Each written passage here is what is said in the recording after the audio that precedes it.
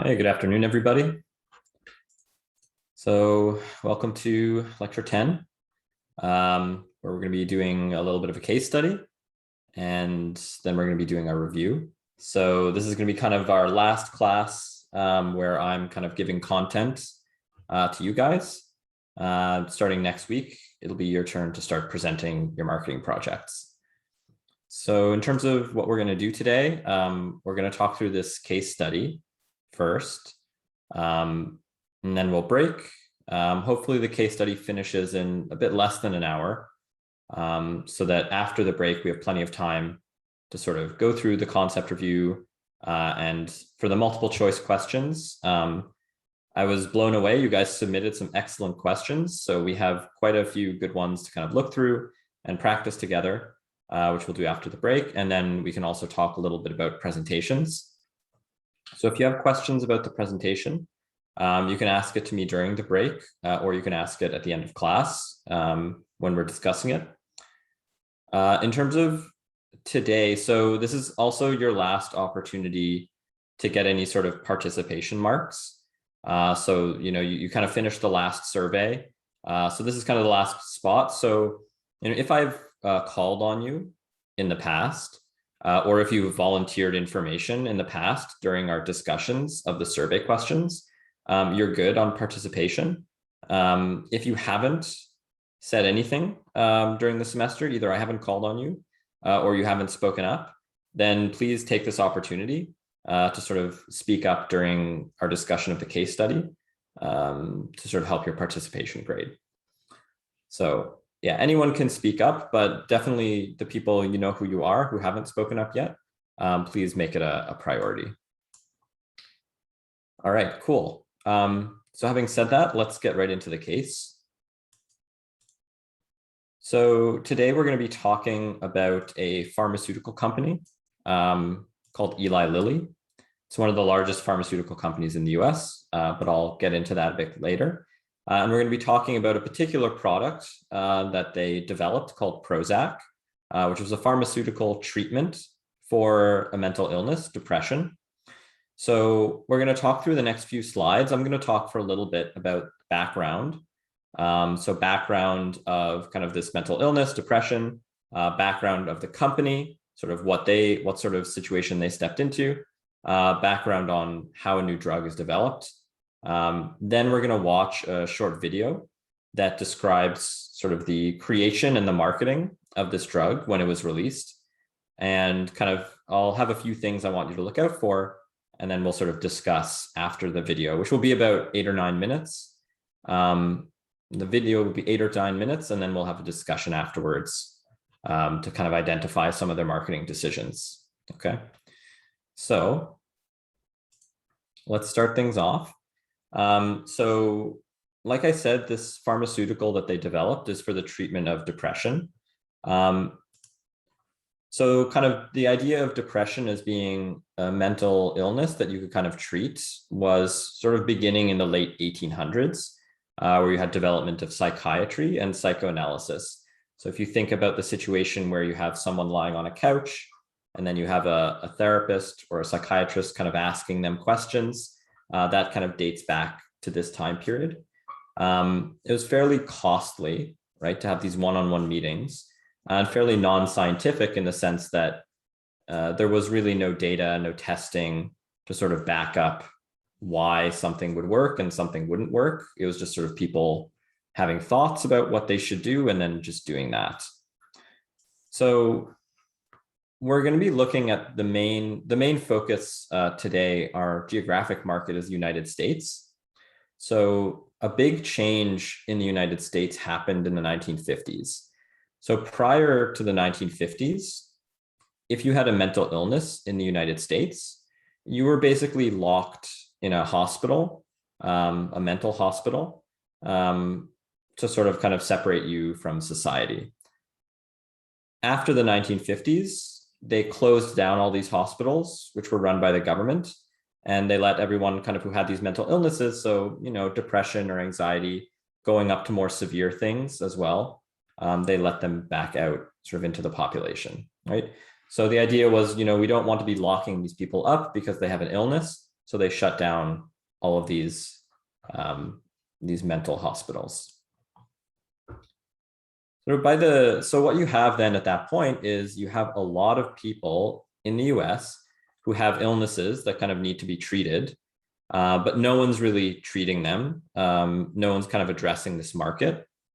So by the 1960s, there's suddenly kind of more interest in sort of products that could help treat these people. We have kind of systematic research on biologically in your brain, what's happening when you're experiencing something like depression, okay? So there was kind of a revolution in drug therapy. So what kind of medications can we develop to treat mental illnesses? So the very first blockbuster drug came around in the 1960s, and it was called Thorazine. It was not to treat depression. It was to treat other things like bipolar disorder or more severe mental illnesses than depression. Kind of following on that, you also do have some drugs start to be introduced to address this market. So the main one that exists in kind of the time period we're looking at is called a TCA, which is effective at treating depression, but it's very tricky to use. It's tricky for people to use, and it's also tricky for doctors to prescribe because getting the dosage right is quite hard. Okay, so the context here is that we have this big market of individuals with mental illness, and there's not really any products that are kind of perfect or easy to use to help treat this illness. No company really wants to kind of enter this market at this point. So here we have this company, Eli Lilly. So they also date back quite far. So they're a pharmaceutical company. Even from the very beginning, their sort of brand image was all about the science behind the drugs. So they only want to produce and sell things that doctors say will actually work, right? So Eli Lilly is kind of locally famous. They collaborated with University of Toronto scientists to manufacture insulin to treat diabetes. And they helped manufacture a vaccine to treat this disease called polio, which was an extremely debilitating disease that affected children around this time period. So they helped vaccinate children against polio. And by the 1970s, they're just a very, very big, successful company. Mainly what they focus on is treatment of physical illnesses.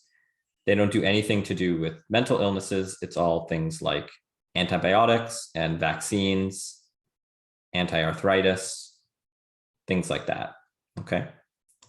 So yeah, no focus on mental illness, right? And a very strong brand image of only doing things scientifically. All right, and so those are kind of our background on what's kind of the market state and what's the company. And here we have now kind of what does it mean to develop a new drug? How does that actually work? So in the United States, which is where we're focusing on, this is how it goes. First, you discover and patent a new compound, right? So every medicine has some way of working in your body. And that's kind of some chemical compound, which the company has sort of discovered, and they patent it. Patenting means it's their property. No one else can create this compound as long as this company still has the patent on it, right? Once you've patented it, then you start conducting studies, right? So you've discovered the compound, then you see, okay, does it actually kind of work to do what we think it does? So you do it in the lab on, mice, and then you do human studies about whether the drug is safe and effective and whether it actually helps treat some illness.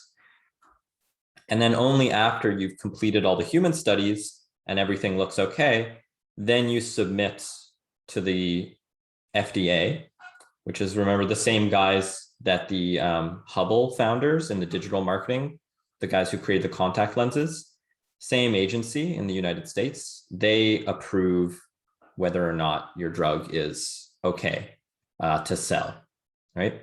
So what you should think about is that you only get the payoff from investing in a drug after you go through all this testing and all of this expense, right? So you have to spend a lot of money up front. Then once you're approved, if you're approved, you can start marketing and selling the drug. The key thing here, though, is patent expiration. Once that occurs, other companies can sell the drug that you developed, right? So they can create the same compound that works in exactly the same way. So once you've created your drug and patented it, there's a deadline. There's a time limit on how long you have control over it. Once that time limit is up, then you don't have control over it anymore. So that time limit is basically the amount of time you have to make back your money from the drug. Audong says patent's about 20 years. So I believe it's about 20 years. That sounds right to me. It definitely varies for different types of products. But I think, yeah, for a pharmaceutical, I think in this case, so we'll see their patent expired in 2001. So I guess that would suggest that they kind of finished development of the drug in 1981. Okay. All right, now we can kind of start doing a little bit of discussion. So in the early 1970s, we have this individual who works for Eli Lilly as a scientist, and he sees that there's research about a particular chemical in the brain called serotonin that's linked to depression. And he tries to interest Eli Lilly in the idea that a drug based on serotonin might impact the biological process connected to depression. So he's saying, here's this new research, and maybe we can use that to create a chemical that affects serotonin, which will affect depression, which will help people be treated for depression. And we also have this idea that any antidepressant drug is difficult to market. So this is in kind of the second paragraph here, because of the stigma associated with depression, which is viewed as a character flaw. So instead of viewing depression as an illness, people in the 1970s viewed it as just kind of people being weak and not being able to just sort of take care of themselves. So there wasn't really a recognition that this was an illness in the same way that polio or an infection are an illness, okay? So into this environment, they kind of are thinking about starting to develop a drug. So in this first paragraph, it says Eli Lilly was initially resistant. So why do you guys think, why might Eli Lilly be resistant to developing a new drug in this category, right? If you want, you can think about, you know, what are sort of the threats or the weaknesses for Eli Lilly, kind of thinking about a SWOT style analysis. I think that's maybe a good way to do it. So why might Eli Lilly be resistant? Why would they not want to enter this market?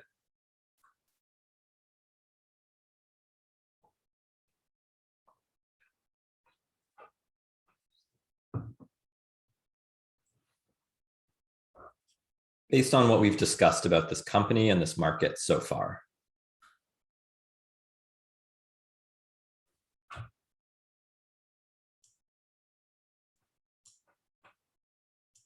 Yeah, so Aodang says, no one's done it before. There's a huge cost up front, for sure, right? It's very expensive, and that means it's risky.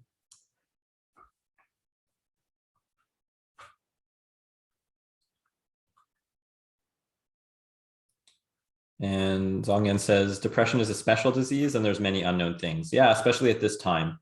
So that kind of connects with Aodang's point. It's a big risk. You have to pay a lot of money in order to create a drug for a disease that you don't even know if it's going to work or not. There's a lot of unknown things. Okay. Good. Ariane says there's a risk of hampering their image if it doesn't work. Yeah, so what does that mean, hampering their image? What is their image?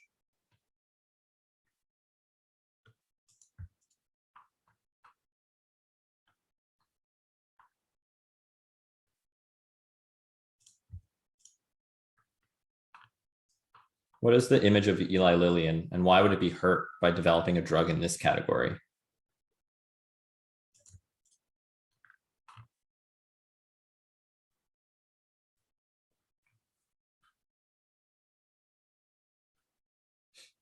Good. So they make drugs that kind of doctors say that it works. They make kind of very sort of scientific drugs. And here's a disease that people don't even know if it is a disease or not. They're not even sure. They think maybe it's just a character weakness. So how are you going to have doctors saying that this works when they don't even believe it's a real illness, right? Good. So that's definitely the brand image that they're worried about, right? The idea is we have a product here that says it has a stigma. And what does that mean? Stigma means, people don't really view this topic as an okay one to discuss. People don't like to talk about the topic. People don't want to market towards the topic. So the idea is that here's a product that basically no one wants, or here's an illness that kind of no one wants to touch. If Eli Lilly enters that, then it could affect their whole brand portfolio. Exactly. Isabella says it could hurt the company's reputation. Right. So entering in a market, sometimes a market is empty. It's not an opportunity. It feels like actually going in there would hurt the company, anyone who tries to enter that market. Right. Good.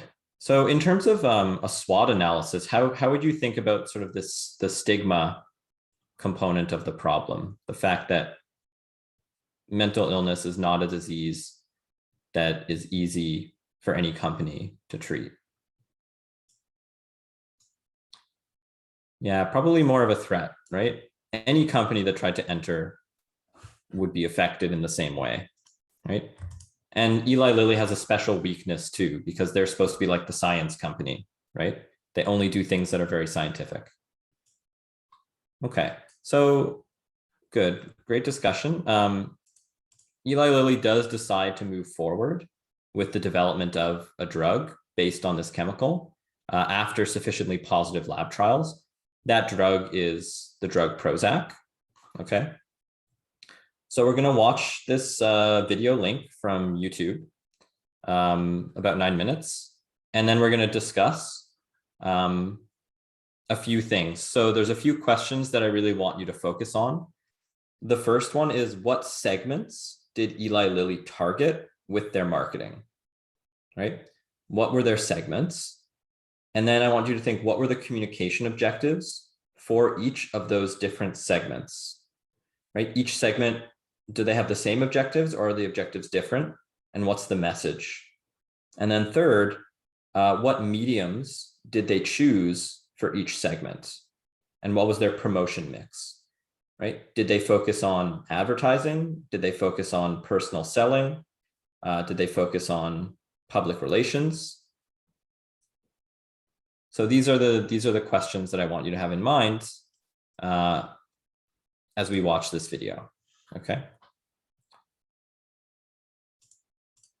So share sound.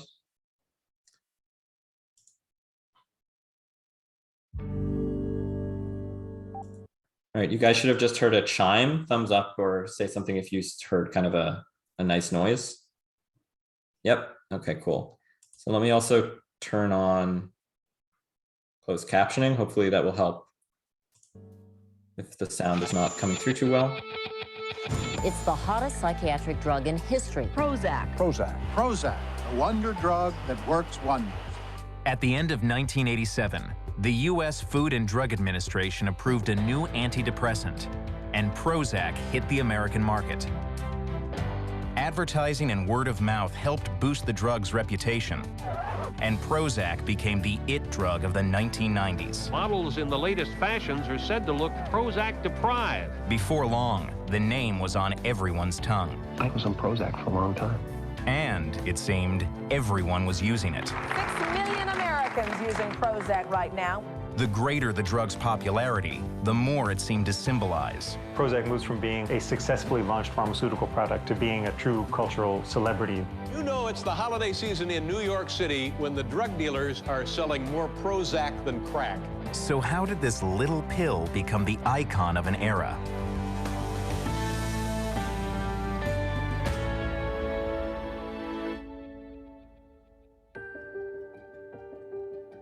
For people who suffer depression, it's been hailed as a virtual miracle.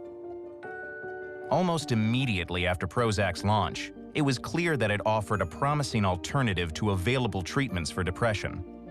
I started giving it to difficult patients, patients who hadn't done well somewhere else, and people thought I could get help with something I've lived with for years. The drug was an enormous medical breakthrough. Prozac emerged as a pioneer in a new category of drugs called SSRIs that targeted one chemical in the brain, serotonin, instead of many. It plays a crucial role in mood, appetite, and many other brain functions. Many antidepressive drugs have severe side effects. It was largely a lack of those problems that has persuaded doctors to prescribe Prozac to 2 million Americans. One of those was student Elizabeth Wurtzel.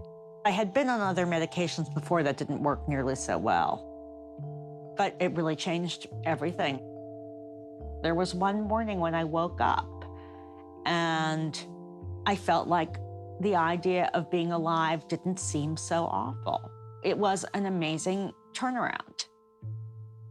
The drug led her to break the historical taboo about depression and write a book about hers. I knew it was pretty safe to tell the story because I knew a lot of people would relate to it. I think that's what I was betting on. If I wrote it, it would make people feel better. Wurtzel quickly became the Generation X face of the drug. Seems like everyone's doctor is dealing this stuff now. But Wurtzel's book was not the only one that captured the public imagination. Psychiatrist and author Peter Kramer wrote his from the perspective of the treating physician. People who do well on it may say, this is my real self. The transformation is not away from the self, but towards some ideal self. He then went on to speculate about how Prozac might change us in ways never before expected. I thought, what will happen if we can do this with people who've never been depressed? You know, if you could put someone on a medicine and he or she would become more socially adept. And I coined a term, cosmetic psychopharmacology, where the analogy was cosmetic surgery, so a medical procedure done for something other than treating illness. Kramer's narrative about Prozac being able to change people's essential selves took hold. Many claim that it transforms them, makes them more calm, more confident, more productive, somehow better than well. Get in the hole. That's what I'm looking for. That's what makes you come back. I found that taking this medicine, this drug, I became a different person. But it wasn't just the promise of a personal metamorphosis that made Prozac a household name. There's nothing wrong with you that can't be cured with a little Prozac and a polo mallet.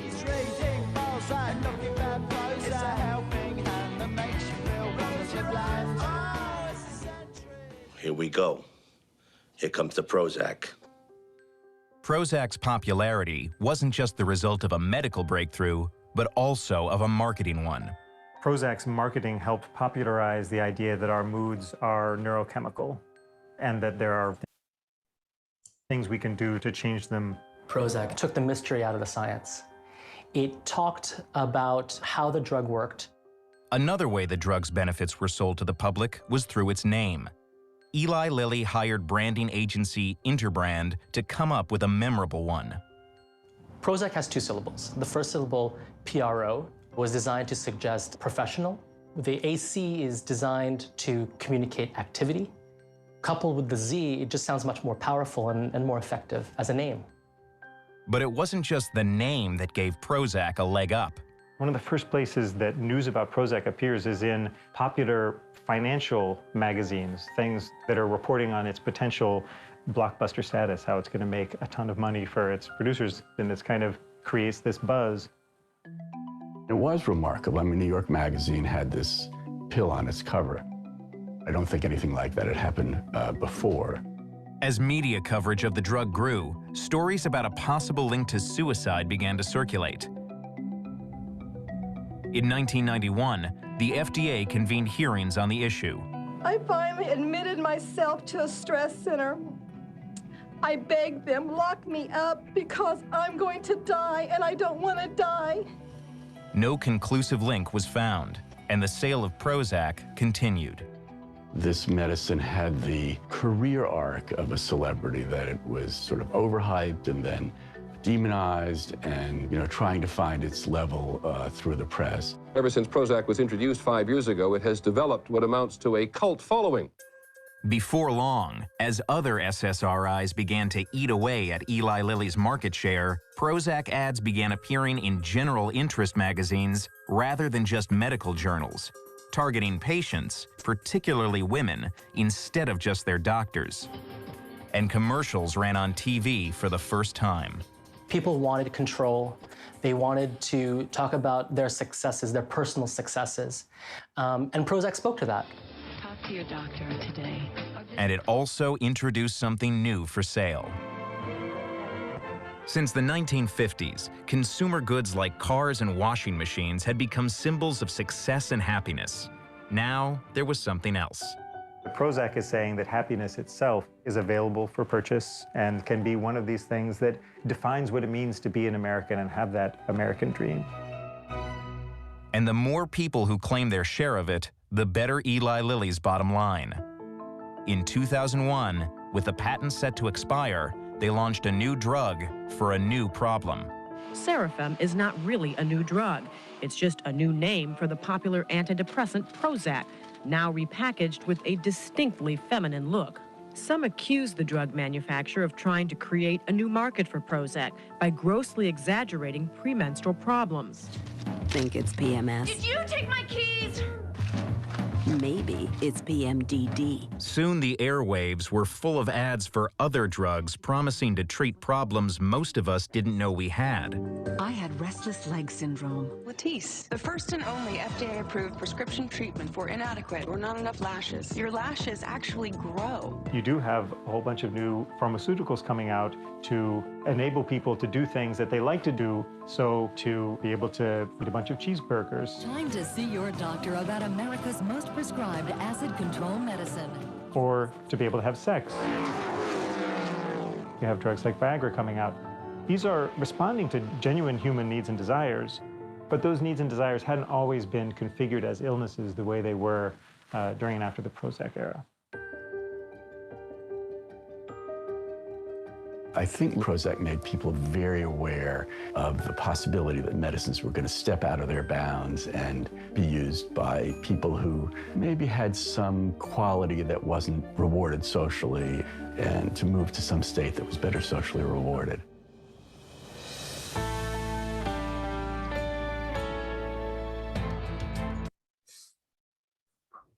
All right.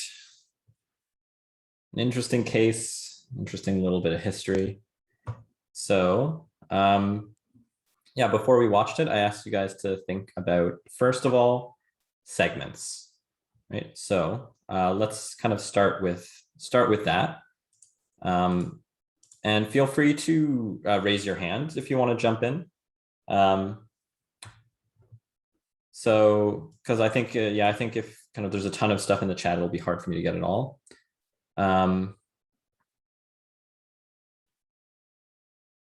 Yeah, maybe we can have hands being raised as opposed to chat for this one.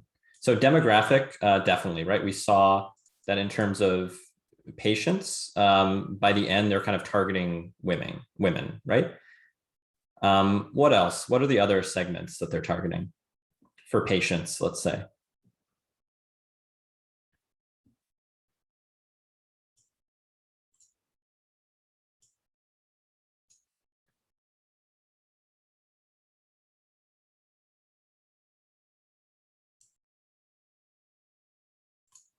Again, for those of you who haven't had a chance to speak yet this semester, I think this is a great opportunity.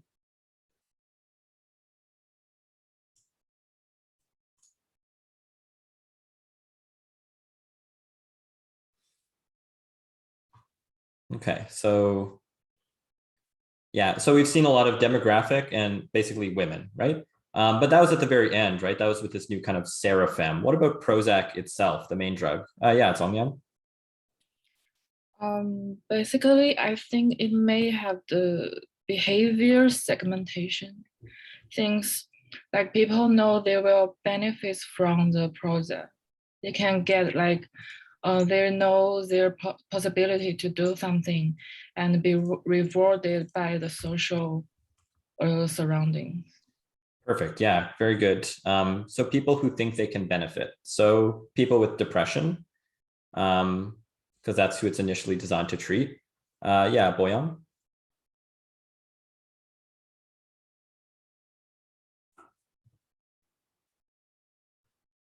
Ariam. Yeah, hi. So initially, like they targeted like people with like depression, but like later they went like they mentioned like they targeted like Generation X. So just and then later like again they shifted to like women and female. Right. So good. And even later, kind of what was this guy, this Dr. Kramer talking about? He kind of said, you know, it's not just for people with depression, like there's other benefits. Yeah, so like people who just like wanted to be like more productive, maybe happy, like, you know, is not just to like cure like an illness, but to like make them feel like just like improve their productivity or better about themselves, like just enhance their current living ways, I guess. Yeah, perfect. That's a great way to put it. Dora? Yes, I think maybe they're faced to the people who knew they have some problem with their own or self, and they have a strong hope of living. Good. Yeah. So people who have kind of a strong hope of they want to like live and live well. They want to not just be themselves, but they want to be better. Yeah. Right. Yeah. So like just to be happy, be successful. So yeah, this feels like a lot of behavioral segmentation, some demographic segmentation as well. Psychographic, I guess that would mean things like kind of taste-based is typically what we say there. It doesn't feel like this is too much about taste-based. The idea is like, if this can just sort of make you a better version of yourself, like they were saying at the end, well, that's probably something that everyone would want, right? And like they were saying, it's sort of now connected to sort of the American dream. Like everyone should kind of want this thing. Right? Good. So yeah, we have individuals. So that was kind of our patient segments. What other segments, not on the patient side, but on a different side of the market, was Eli Lilly kind of targeting?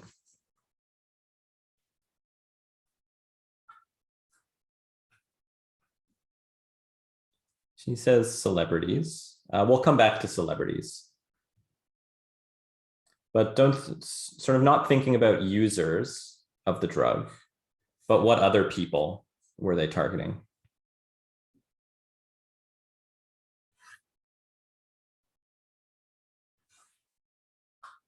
So they are the producers. So Ife says doctors. Yeah, exactly. Right. They were targeting doctors and psychiatrists, right? The people who were prescribing the drugs were a segment that they needed to address, right? Because in order for the doctor to prescribe the drug, they need to sort of believe in the drug. They need to understand the drug. So of course, that's going to be a segment that Eli Lilly is targeting as well, right? So you have the physicians and you have the psychiatrists, right? And remember, there's some more segments that they looked at. So do you remember, where did they say that sort of news about Prozac first started appearing? The very first places that it started appearing? What sort of media? It wasn't TV. Financial magazine. Yeah, Isabella and Jane. It was financial magazines, right? Who cares about what's in financial magazines? What segment is that for? Investors, good. Financial specialists.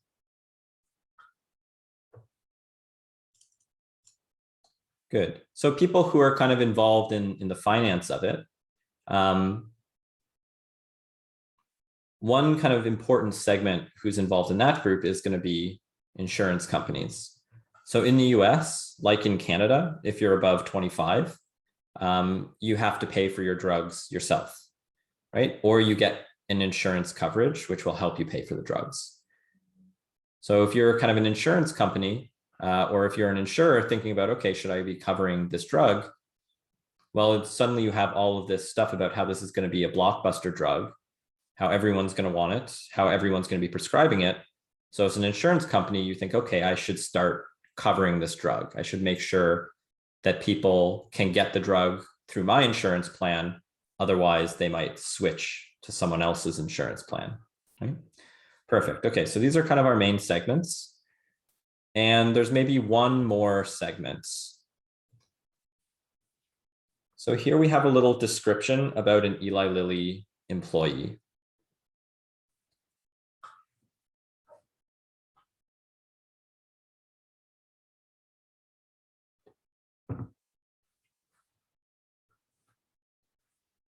What kind of marketing does this quote suggest that Eli Lilly will have to do? What other segment does it need to target to make its drug a success?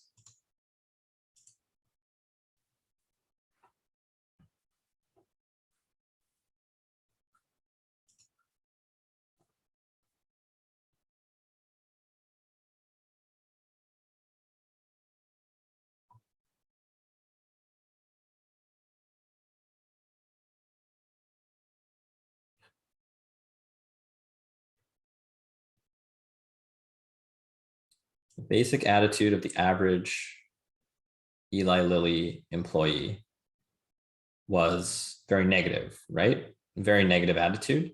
Why is our company deciding to make this drug? So you need to do internal marketing too, right? You need to market to your own employees.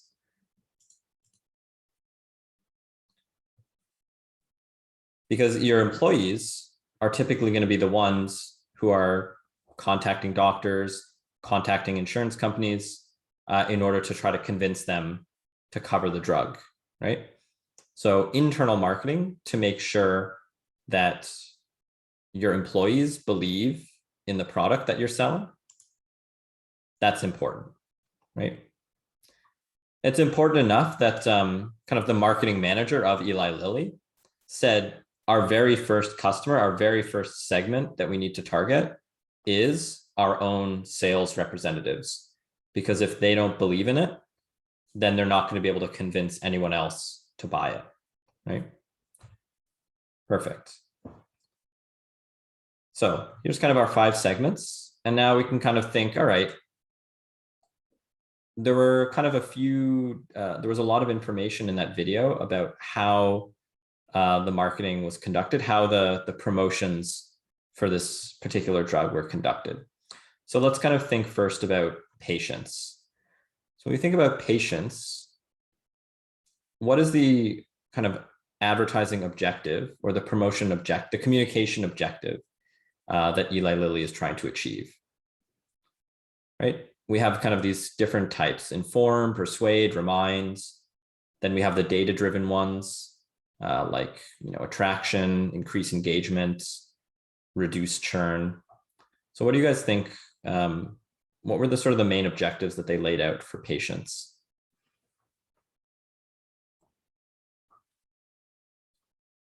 Yeah, so some inform and persuade, right? So getting kind of even more detailed. Good. Inform that is not taboo. Good. So we want to make sure that the stigma is reduced, right? Perfect. That's an objective. Enhance awareness too, right? We want to make sure that people know about the drug. It's brand new. And so I'm seeing a lot of persuade. So I think that that's valid. I don't have persuade here. It does feel like for this new product, I think most people are not going to be taking any sort of drug just because the alternatives are so bad, right? They're not easy to use at all. So most people don't need to be persuaded to switch. They just need to be told about kind of the benefits of this particular drug. Okay, and so how did the company achieve these objectives? What was their media and their promotional mix? So for instance, how did they enhance awareness? What were their kind of main tools for enhancing awareness?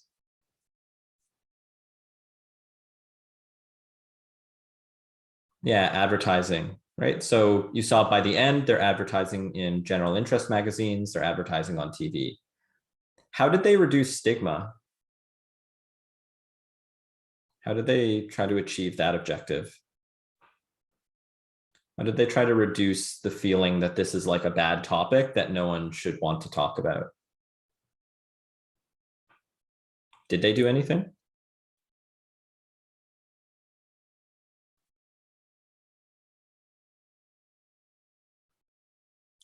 Good, so we have celebrities coming out to talk about it.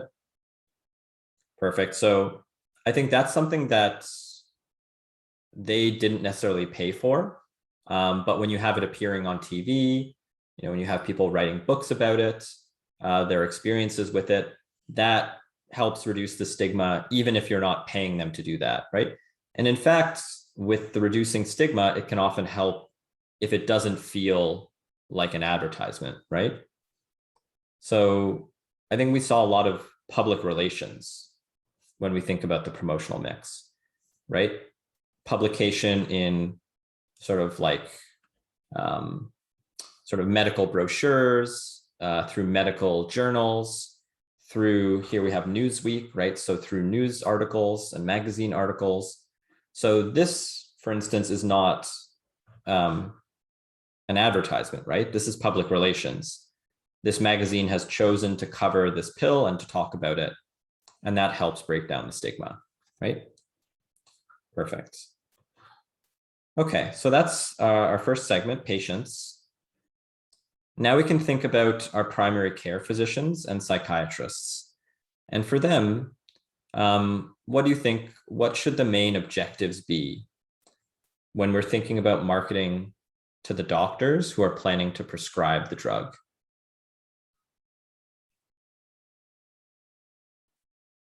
Or what was their main objective, as we kind of saw it in the video?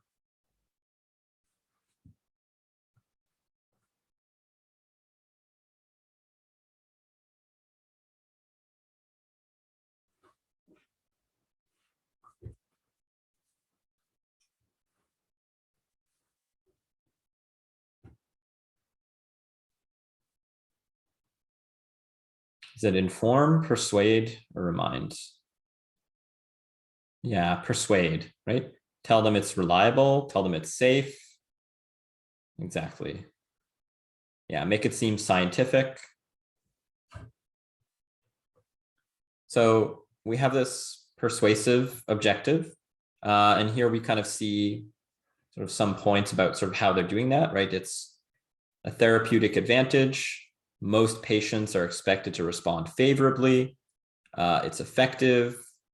There's no need for kind of different doses. Kind of one dose works for everyone. Good. And then we also see that for psychiatrists, they're especially hard to persuade, right? We need them to be persuaded that it's effective because they'll also be the ones prescribing it, but they would also be competing with it, right? If the drug is too effective, then maybe people don't need psychiatrists anymore. So part of the message here is that Prozac doesn't replace sort of talking with your therapist. It can work together. So then the psychiatrists feel like this drug is not replacing them and that they're willing to promote it, right? So we kind of have these persuasive objectives, and we have a promotional mix that's, again, public relations through academic journals, through conferences, through scientific journals, and then personal selling, right? Where the sales representatives go out and talk directly. Okay. All right, so then the last segments were kind of the insurance companies, right? So let's take a look at these two paragraphs. On the top, we can see Lilly is setting Prozac's price as being around 48% higher than the price for another antidepressant. So 50% higher than the price for its main competitor, right? So they're pricing higher than their main competitor. In the next paragraph, we see, before covering a treatment, governments and insurers want to be sure that the treatment is cost effective, right? They want to know, if I pay to cover this treatment, is this the best treatment? Is this the most effective per dollar? So on the one hand, we have Eli Lilly setting a very high price, right? 50% higher. On the other hand, they need to convince insurers that it's cost effective. So there's kind of a tension here, right? Like, why do you think Eli Lilly would set the price so much higher than the competitor if they're trying to convince that it's actually cost effective? Ariane, I'll answer your question in chat.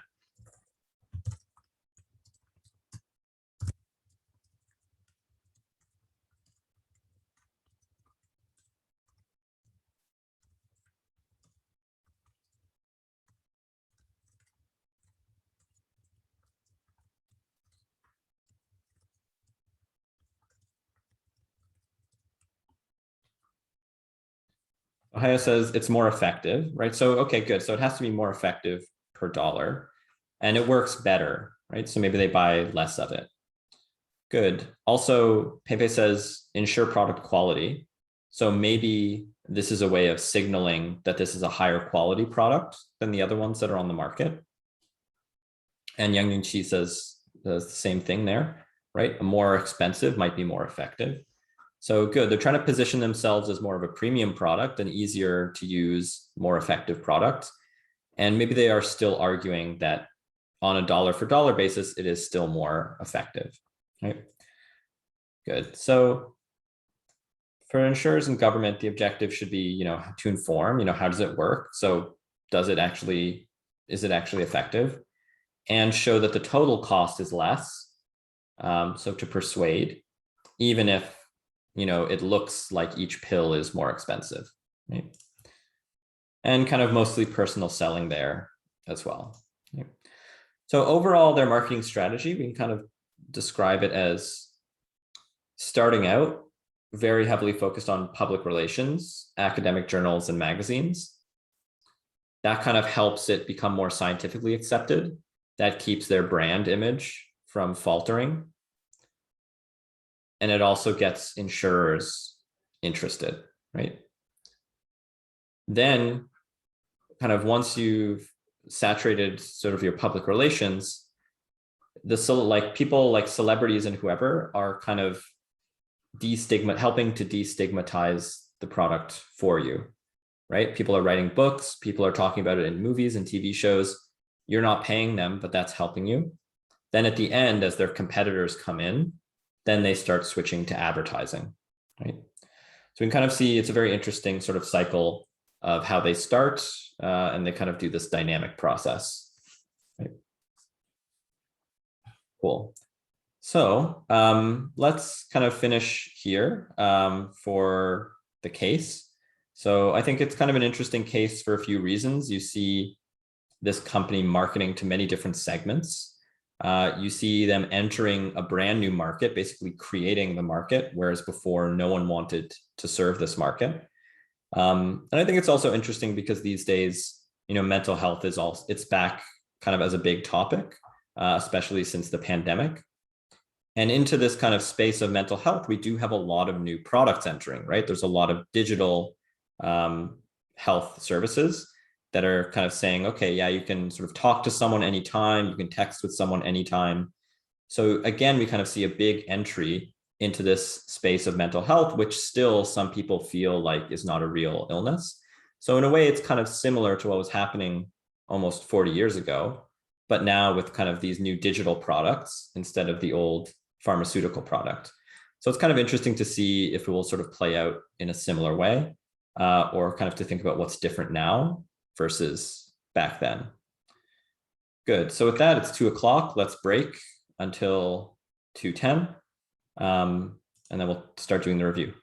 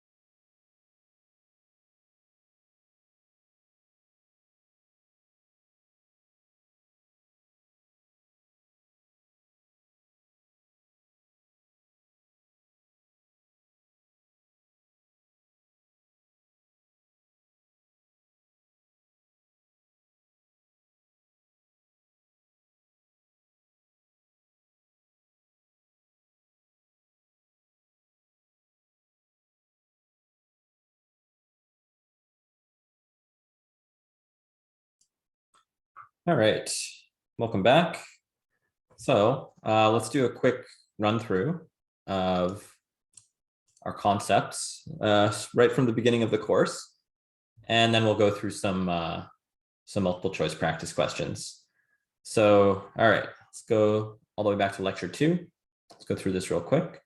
So we have the marketing process. We have this 5-step model, right? Starting with kind of the need recognition stage at sort of the very beginning, and then going all the way through to kind of like after you've kind of exchanged value or extracted value from customers. We have the consumer hierarchy of needs, Maslow's hierarchy, and kind of the other ways of dividing up consumer needs. We have marketing myopia.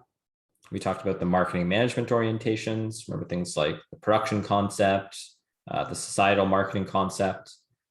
Then we had our 2 tools for doing strategic analysis, SWOT analysis, and the BCG growth share matrix. So that was lecture 2. Lecture 3, we started off with a discussion of market research. There, that was a 4-step process, starting with kind of developing a research question. We had different objective types for the research question. Then we had different types of data we could collect, right? Primary versus secondary data, revealed versus stated preference data, experimental data, and we talked about how to run experiments in order to actually get insights that you could use to make decisions. Then after the break in that class, we talked about consumer behavior, consumer perceived value, customer relations management, so CPV, perceived performance, and customer satisfaction. And then at the end, we were talking about sort of the rational buyer decision process, right? Need recognition, information search, evaluation of alternatives, purchase, and then post-purchase behavior. And we talked about consideration sets as being kind of the group of products that consumers consider. Right? Lecture 4, we talked about biases in consumer behavior. And we started it off with price anchoring, price perception biases, context effects, so things like the compromise effect or the decoy effect, choice overload, when is it better to imitate versus differentiate.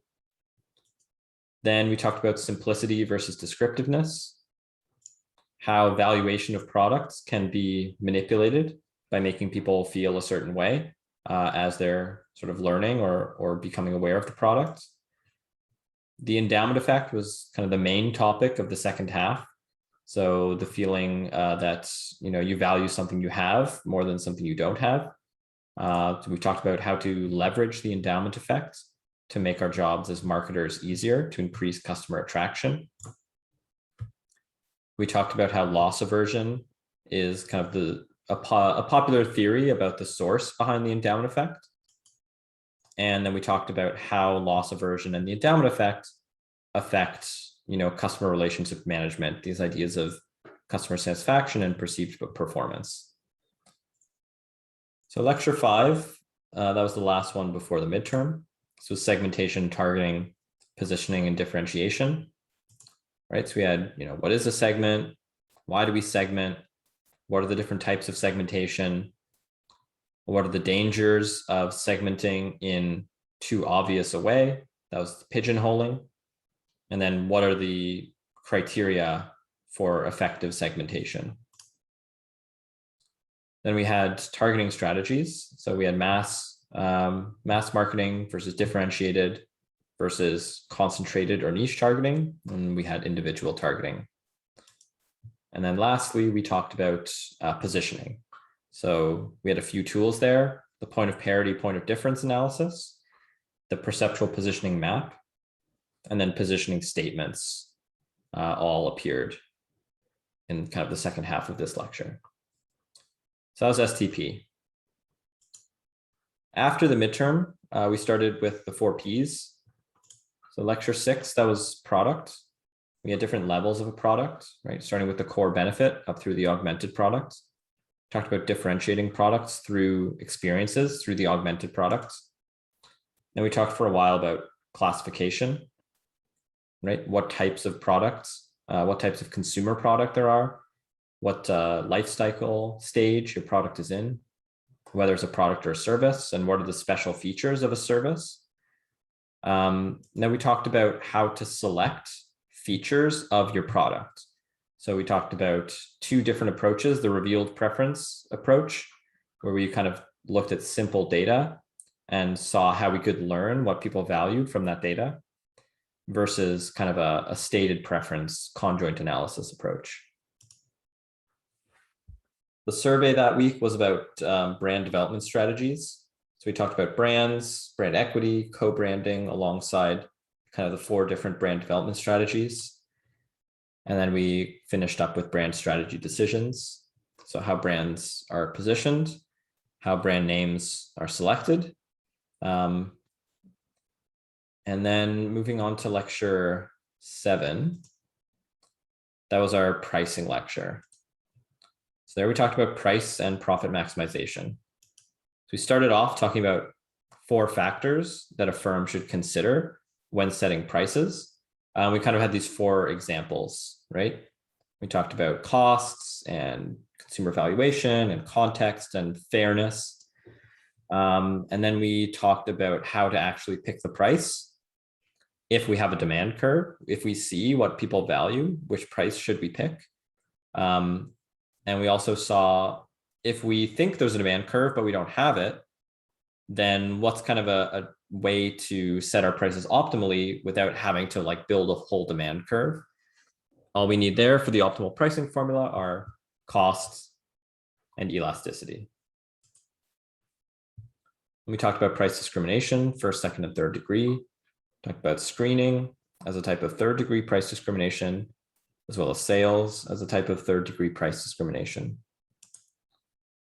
Then we went on to dynamic pricing, which we had 2 types, right? Price starts low and goes high, or starts high and goes low. Then we did bundling, 2-part tariffs, 3-part tariffs, very briefly talked about business pricing, and then finished off with a discussion about price matching and why you might want to do that. Okay, so lecture 8 was marketing channels, like our place. So we have kind of 8 ways that channel partners add value. And we went through 2 detailed examples. This audio product on Kickstarter, as well as the audio products for House of Marley, and how they made different channel partner choices, and what the different benefits were from those different channel partners. Then we talked about economies of scale and fixed costs and how that would impact whether you decide to go with a channel partner or not. Disintermediation versus intermediation. So should you sell directly or should you sell through a retailer? And then intensive, selective, and exclusive distribution.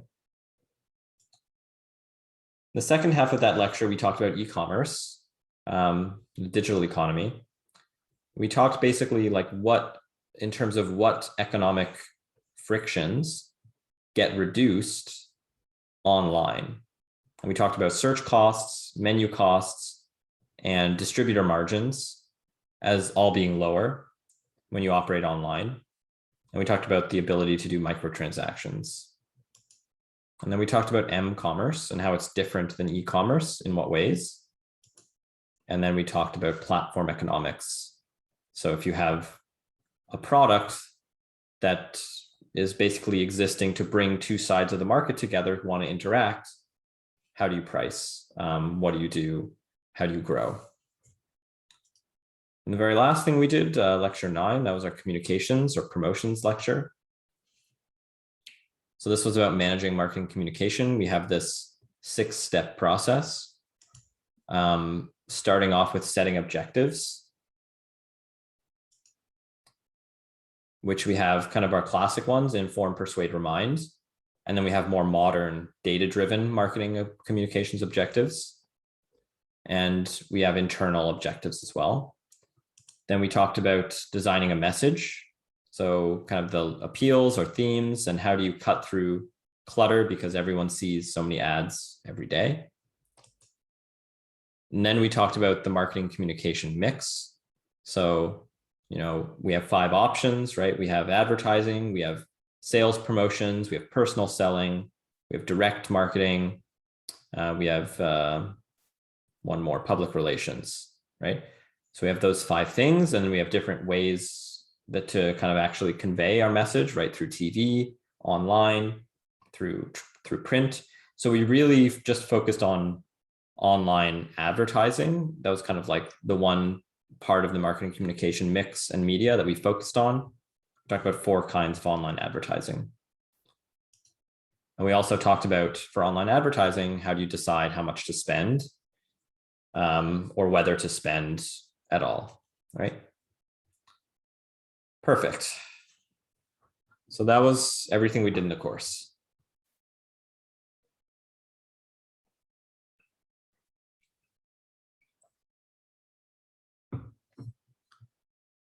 Yeah, this is a good checklist to use when preparing for the finals. I think some of these points, like for instance, this first one, how channel partners add value.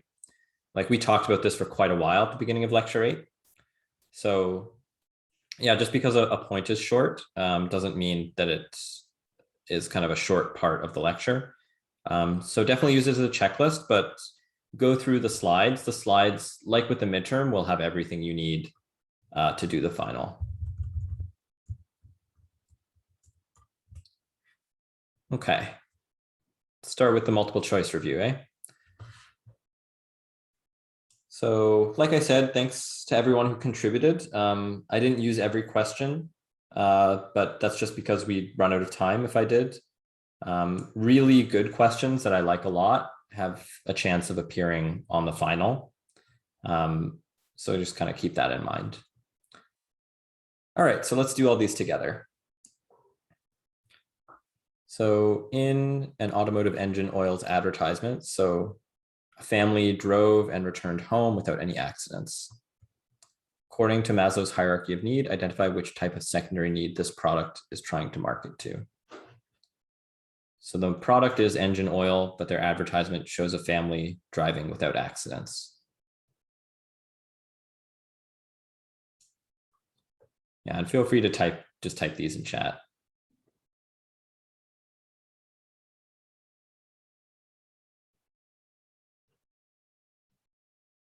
Yeah, so this one feels like a B, safety needs, right? It's mainly focused on, there's no accidents happening. I think, yeah, some people are saying E. So I think if I put something like this on the exam, I would modify it because, yeah, the idea of sort of like being with your family, maybe that feels like belongingness needs. So I can definitely see why C might also feel correct. So we wouldn't have anything this ambiguous on the exam. Okay. So a manager of a cafe thinks their cafe does not attract enough new customers. To attract more customers to come to the cafe, the manager should do what?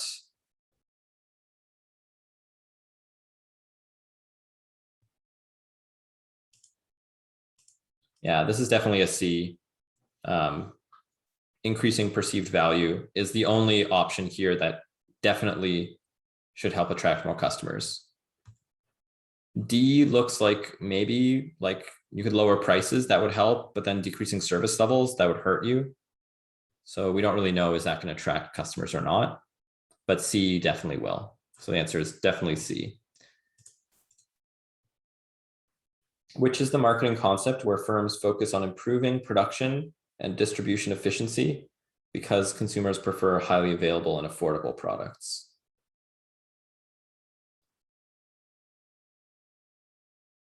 Yeah, this one's B. Production concept that focuses on place and price. Okay, which of the following best describes the highest category of Maslow's hierarchy of needs, which is only fulfilled after other needs are fulfilled?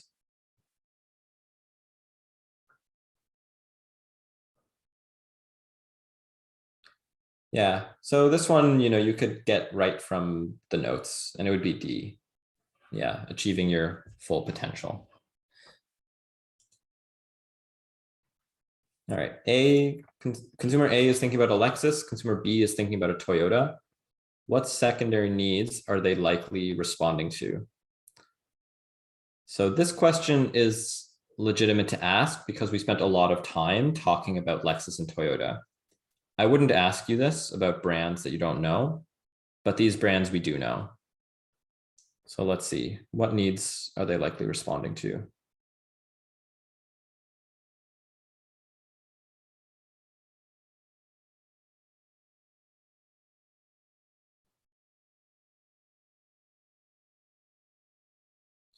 Yeah, I'm seeing D's. D feels correct, right? The Lexus ads we saw were all about esteem and prestige. And the Toyota ads we saw, there were a lot of them, but safety definitely featured. But even so, esteem needs being the thing that Lexus focused on, that kind of makes D the obvious choice. So D is the answer here. Okay, so lecture 3, consumer decision making. You need a new laptop for school. You don't know which model or brand to buy. So you go online and you've decided it's either going to be the Surface or the MacBook Pro. You're comparing different features. What process are you doing right now as a buyer?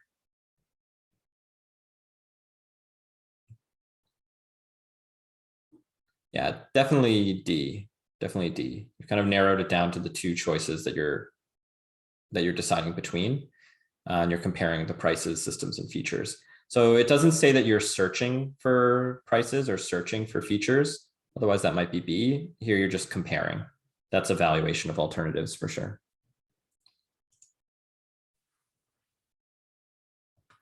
A water bottle company is trying to do a research plan on how to increase its target market. They think a causal research objective is the best way to do their research plan. Which of the following research objectives fits this request?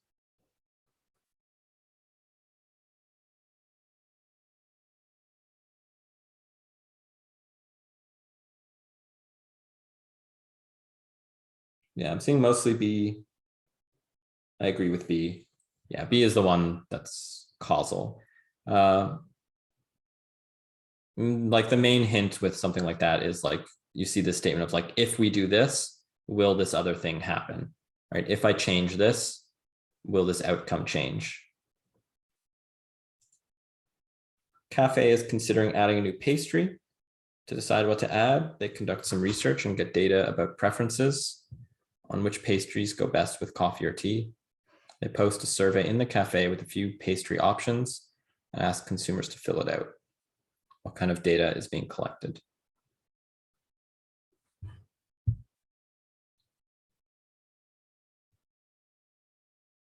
Yeah, definitely B here, right?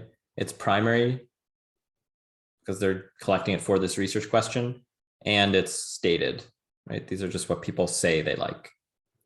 So B. All right, customers prefer restaurants with a fancy menu, but they also prefer the clean, uncluttered design of Apple. What discussion topics in class explain these preferences?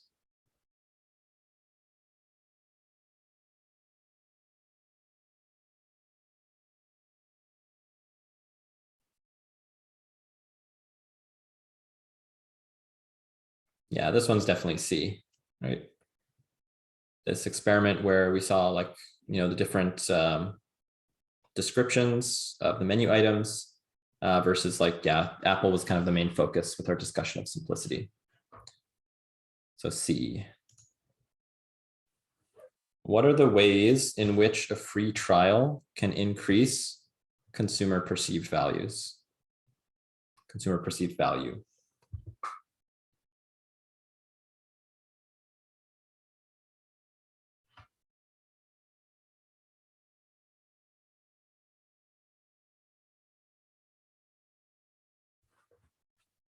Yeah, I agree. C is the way to go.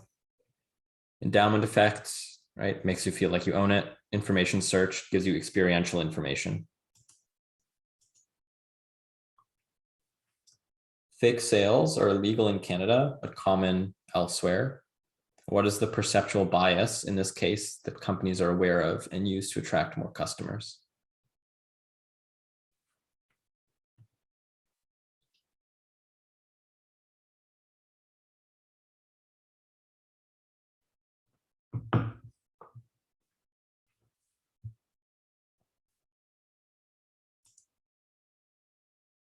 Yeah, I agree with D. Also, just FYI, so we're kind of like doing them all together, but I think sort of like answering the multiple choice question in the chat just as kind of a single letter. So that's not kind of like something I'm looking at for class participation. So yeah, if you feel like you just want to jump on and say the answer because you figured it out and thought about it, that's totally cool. But yeah, if you're just doing it for the sake of participation, you don't need to, because it's not a component of participation here. Okay. A mobile phone manufacturer launched 3 mobile phones. One is the M90, one is the M90 Pro, and the last one is the M90 Pro Max. The phones have increasing features and increasing prices. What phone should have the greatest market share and why?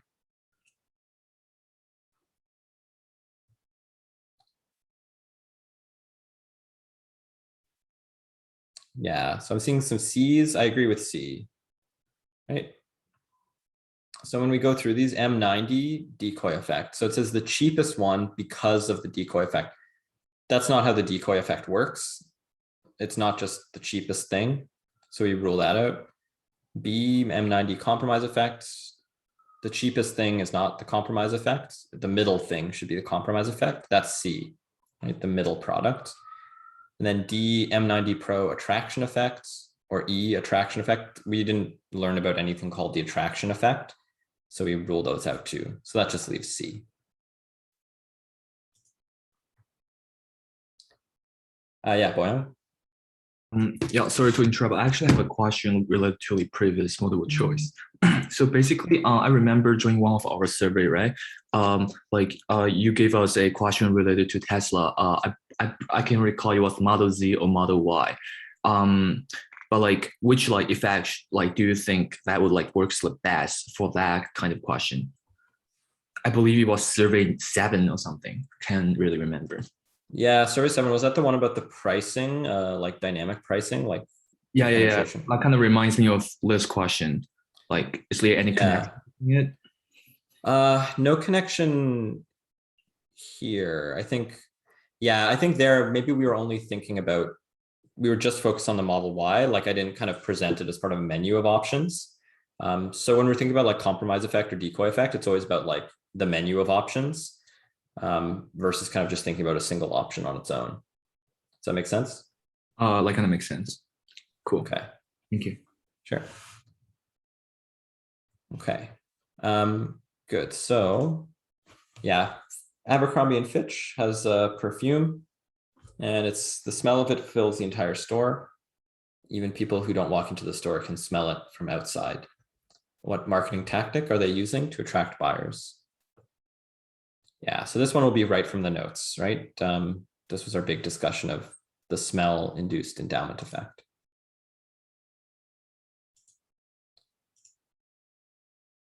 Which of the following is illegal in Canada? Yeah, this one will be A for sure. Lots of things are illegal in Canada, but of the things listed here, it's definitely A. Right? All these other things are psychological pricing or behavioral pricing tricks, but they're not illegal. Fake sales are illegal.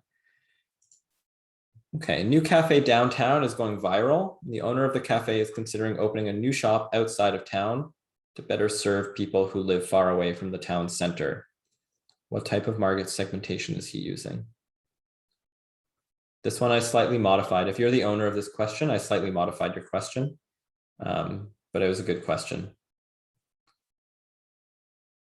Yeah, I would put D, geographic segmentation. You're creating a different product, which is this other cafe further away from the center, to serve people further away from the center. Right? So serve that segment better with a different product. Could be the same cafe, same menu, but the fact that it's in a different place, that makes it different, right? Okay. What is the term for the process of dividing the consumer market into distinct groups of users who have different wants or needs, traits or behaviors, so that groups of buyers and users who require separate products? share similar characteristics and are different from those in other groups. Yeah, this is a very nice kind of definition of like what is market segmentation. It's this. So very good definition question. Which of the following differentiation strategies arise from demographic segmentation?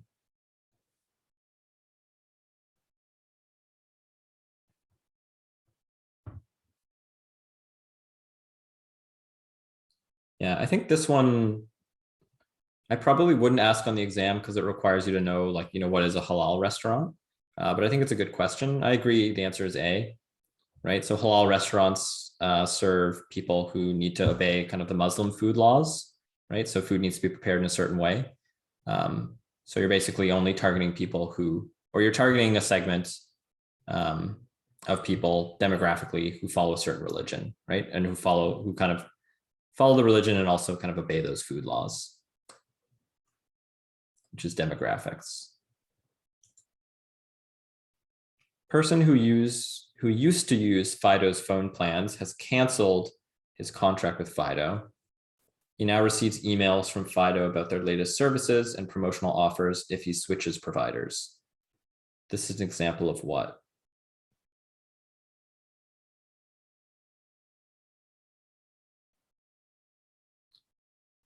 Yeah, I'm seeing mostly A's. I agree with A, user status based. What is the user status here? It's like X user, right? X users get a different marketing promotion compared to current users.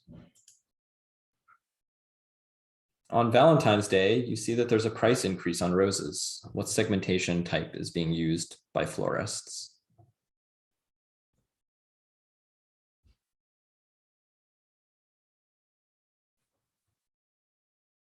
This one's a bit trickier, right? I'm seeing B, D, and E. So we know it's definitely not A or C. Behavioral, what type of behavioral segmentation would this be? All right, we have different kinds of behavioral one. We have usage status, we have loyalty status.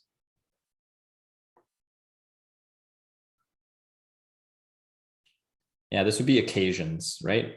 Particular time of year has kind of a particular change in price, right? So segmentation is based on occasion. What's the argument for psychographic?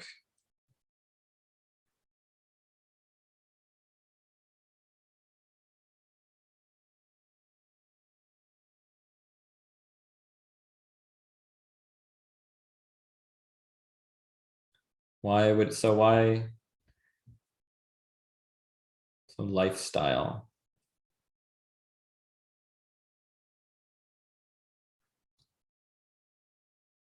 So for people who have partners, that would be sort of a more demographic.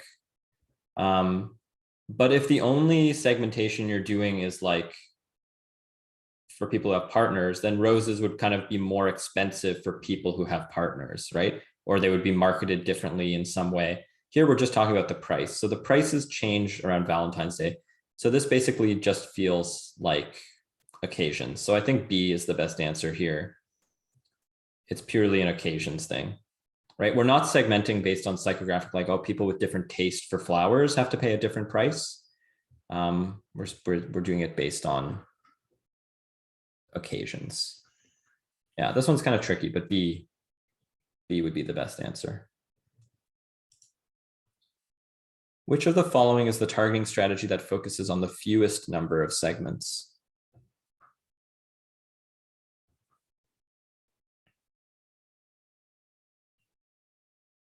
Yeah, this is definition, concentrated marketing for sure. All right, lecture 6, so product. So now we're on post midterm. Which of the following is not important to the definition of a service compared to a physical product?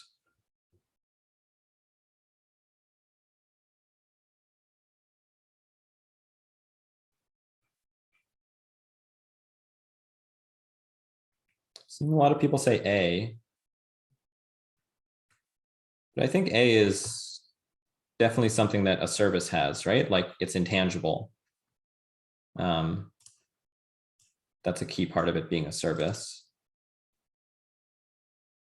So this is one where you kind of, I guess, want to go back to the slides and take a look.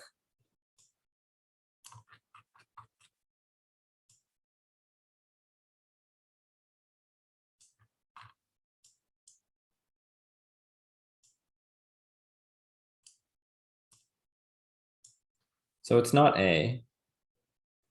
Intangibility is important to the definition of a service.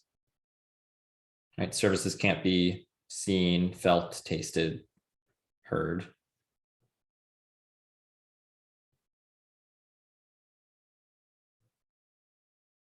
Yeah, it should be D, differentiability. Right? That's the one thing that does not appear on our slide about kind of how our service is different. So D is the right answer.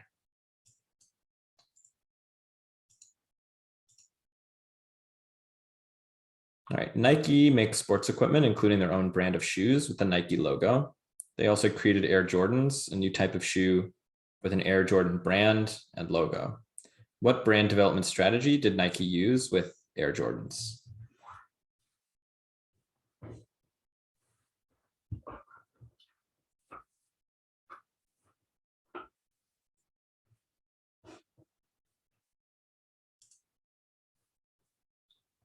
Yeah, so this is definitely a question we want to go back to the slides, make sure kind of picking the right element of the matrix.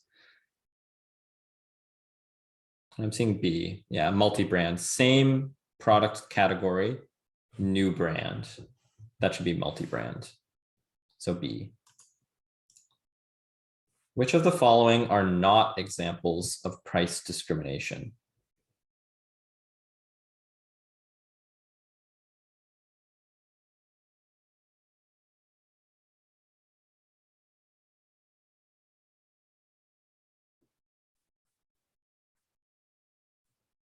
I'm seeing D. D, I think. Yeah, D, this is kind of tricky because A, B, and C are definitely price discrimination. So it's either D or E. It should be D, right? Price skimming is price discrimination. That's intertemporal price discrimination, right? You sell to impatient people for a high price first, and then you decrease over time. But penetration pricing is not price discrimination. You're not doing it to sell to different people at different prices. You're doing it for other reasons. So it's not price discrimination. Okay, in China's wet markets, experienced people often haggle. People who are best at this kind of thing are often elderly grandmas. They try to get the lowest price from themselves and typically pay less than other customers. What type of price discrimination best describes this scenario?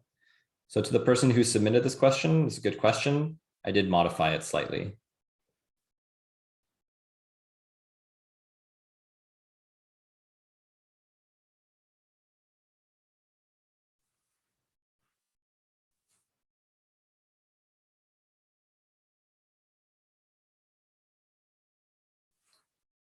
What do you guys think?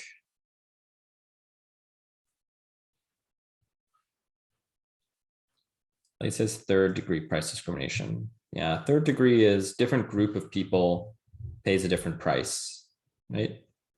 Here it kind of feels like the elderly grandmas are able to get a better price and then other people get a worse price, right? So whether it's because they're identified as being good bargainers immediately because they're a grandma, or whether it's just because they show that they're willing to spend a lot of time and energy to get a low price. And so then that creates like a screening style incentive. This is definitely third degree price discrimination. Yeah. For first degree price discrimination, right? Typically we think like, oh, haggling can lead to first degree price discrimination. But here it's kind of like we have one group of people and they get a different price compared to another group. That feels more like third degree price discrimination. And first degree is not an option. So we'll go with C, third degree.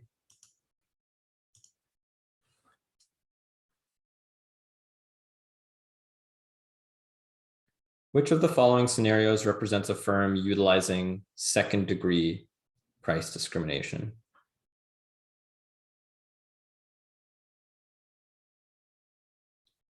This one I also modified.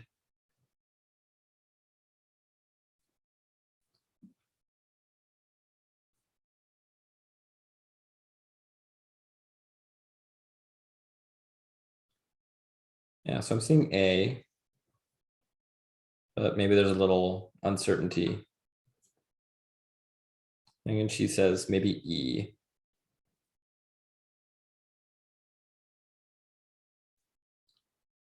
Yeah, either A or E. I think E in this case.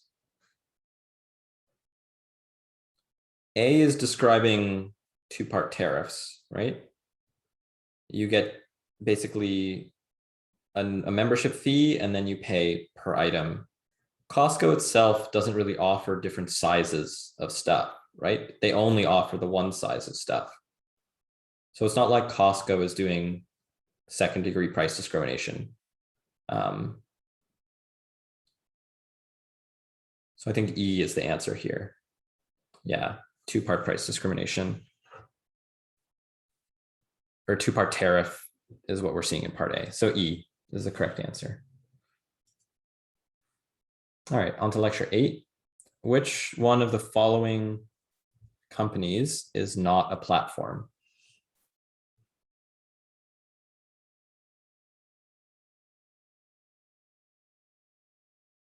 Yeah, UTM. And this is straight from our discussion. All right, lecture 9. I think we have a lot of examples for this one. So, all right, let's see. Which of the following statements about advertising is true?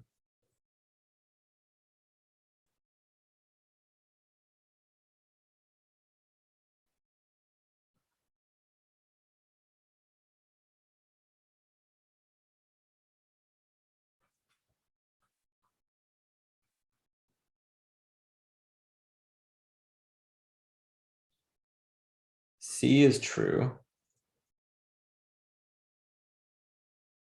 I agree.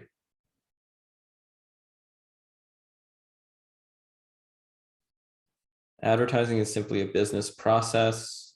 So I think, yeah, this was a good question, but I think it's too ambiguous. So we wouldn't see something like this on the exam. Because advertising is definitely a form of non-personal communication.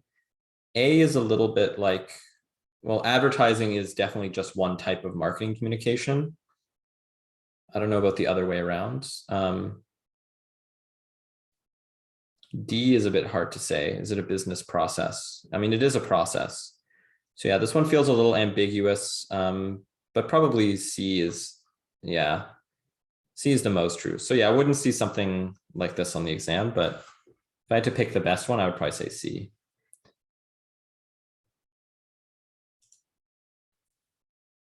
Okay, which of the following is not a type of online advertising?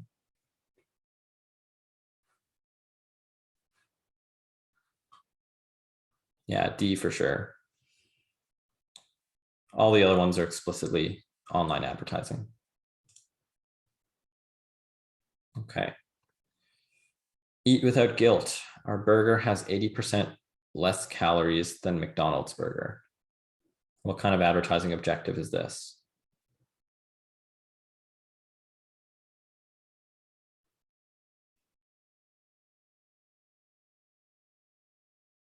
Yeah, persuasive.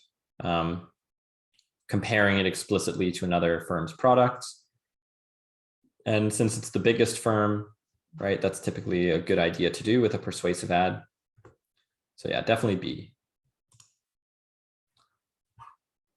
Hermes is a maker of highly priced luxury fashion accessories and relies mostly on repeat customers for its business model. Choose the best option for them to focus on in their promotional mix. Personal selling, sales promotions, public relations, using the endowment effect, online advertising through classified ads. This one is tricky. This is a good question, I think.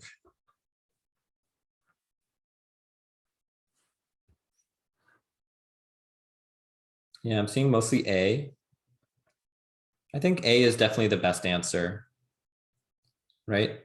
We need to put a few things together.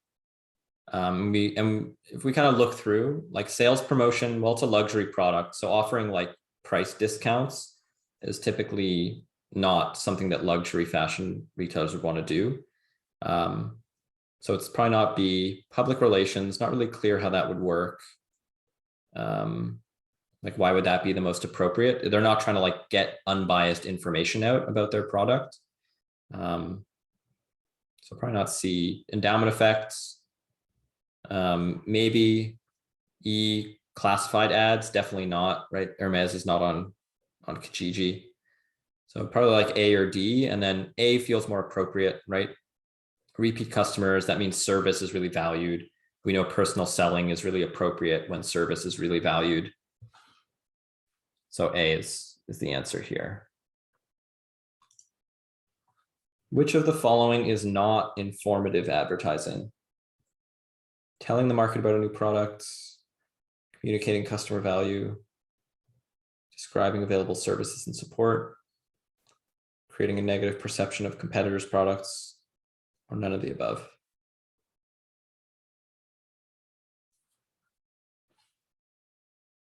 Yeah, I think D.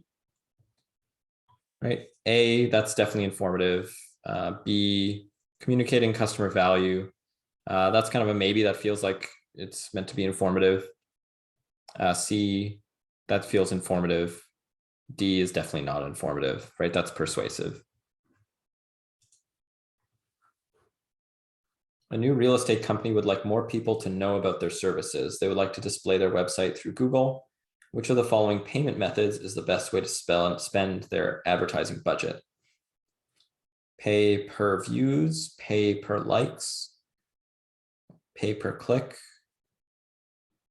B and C, or all the above. This came at the very end of our communications lecture.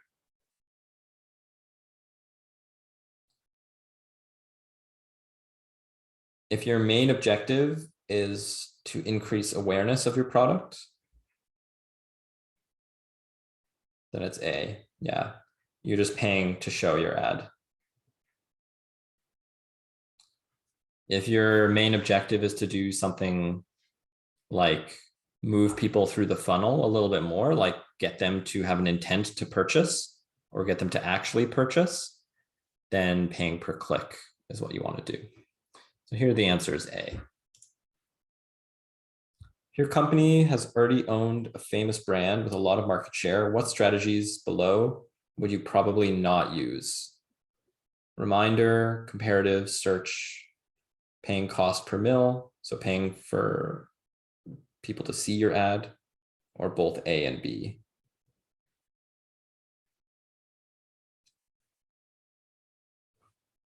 This one's a little tricky, I guess.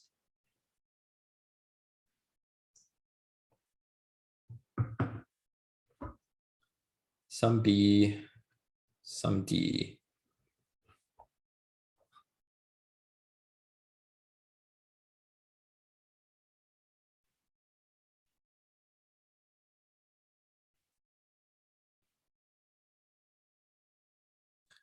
Yeah, so it seems kind of split. Let's kind of go through it. So the key thing here is like probably not use, right? So there's kind of only one option here that we kind of ruled out as being a good option for a company with a lot of market share. And we said that you almost never see a big company with a lot of market share doing comparative advertising, trying to basically take market share from its competitors because they're all so much smaller, right?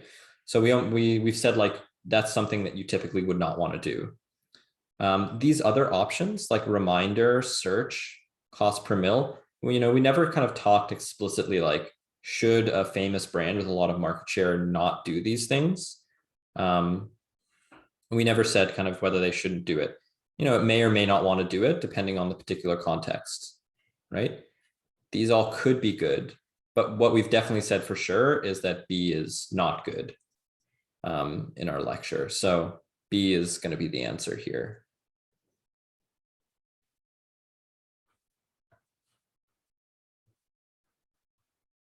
Yeah, this one's definitely tricky. Because all the answers like could be right, but there's only one that we kind of know for sure is unambiguously right. Okay, what is persuasive advertising?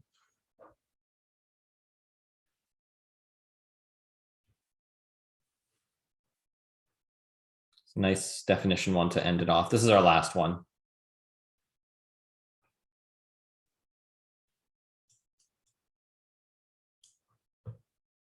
A, B, C, D, E. All of the above. Some C, some D. I think this one is definitely one it's like definitional, so you'd want to go back to the notes. I think D should be the correct answer here. Persuasive advertising, right? Under the like persuade section, we had all these different sub objectives. Persuading customers to purchase now and building brand preference were both described as objectives of persuasive advertising. So I think that's probably the best answer, D. All right, perfect. So that's it for the kind of multiple choice review. So next class, it's going to be the first round of presentations. You're going to have 12 minutes of speaking time, which should be shared roughly equally among group members. So every group member should speak and for about the same amount of time. The timing is going to be strict. So at say like 10 minutes, I'll be like this. So you have 2 minutes left. And then at 12 minutes, I'll ask you to finish your sentence. And then that will be it. So definitely do, one practice run to make sure that you're not going way over. For the number of slides, don't go much more than like say 15, like about 1 minute per slide can be a good rule of thumb. The timing will be strict. So once the presentation ends, then I'm going to ask the next group to kind of get set up and start sharing the screen. In the meantime, I'll be asking the group that just presented a few questions, just 1 or 2 questions. The questions will probably be things like, why did you make this particular choice? Right? I see you chose to do this kind of pricing, or I see you chose to offer this level of service. Like, I'm wondering, why did you make that choice? So that'll be kind of your chance to discuss in a little more detail if you didn't have time to kind of go into it on the slides. So 1 person in each group should share the slides, and you'll be responsible for transitions. So it would be good to sort of do a little practice session, practice sharing your screen on Zoom and stopping screen share when you kind of do a trial run of your presentation. So here's the presentation order. It's a repeat of what's on Quercus.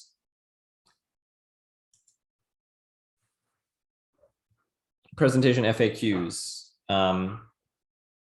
So these are kind of some questions that tend to come up. What counts as research, right? Research, when you look at the grading rubric, is a big, or it's a component of the evaluation.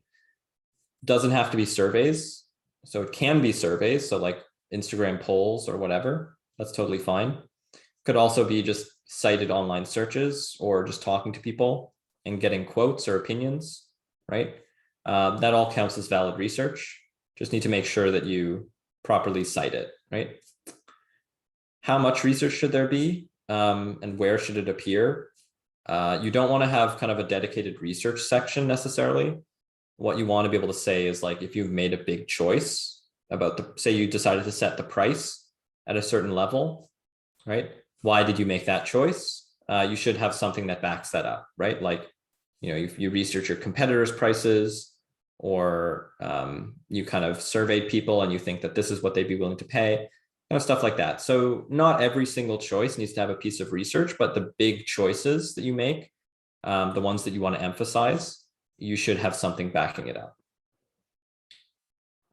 Projects graded as a group. Presentation doesn't need to cover everything in the report. It's a condensed version. It's going to highlight the most interesting stuff, the most interesting decisions. And then, do you need to come to class even on a day you're not presenting? Yes, you should come to class. Okay, so that brings us to 3. So I'll stick around for a few minutes in case anyone has questions. But otherwise, my office hours are on Monday from 4 to 6 with the office hours link that's been on Quirkus. So come if you want to practice your presentation or if you want to get some feedback. Otherwise, I will see you guys next week for presentations.